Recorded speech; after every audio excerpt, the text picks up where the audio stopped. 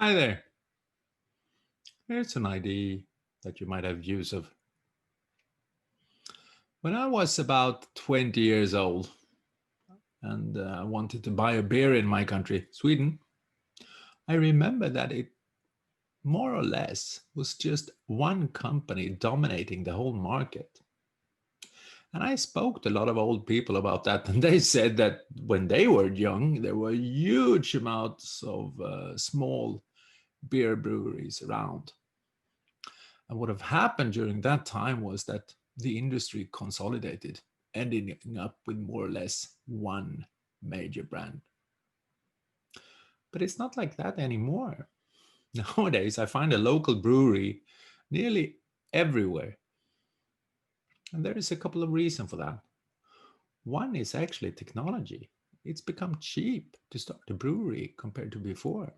Secondly, I guess knowledge has spread. So a lot of people know how to do that. And then thirdly, customer preferences.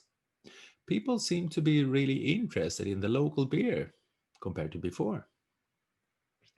And this is something we actually can see in industry after industry. It consolidates, breaks up, consolidates again. And now we do have a lot of cheap, good, easy to use technology nowadays digitally. So it seems like a lot of industries are suddenly going from a situation of one or two or maybe three really big players to a lot of small players.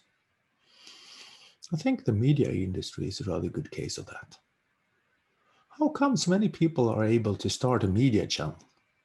Well, one important reason is, of course, the cost for it is really low nowadays. Setting up a studio costs you nearly nothing.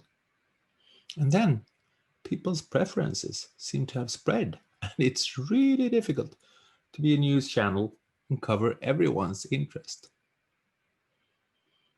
Yeah, seems like this idea of things coming and going in waves actually can be a rather useful thing when trying to figure out what will happen next in an industry.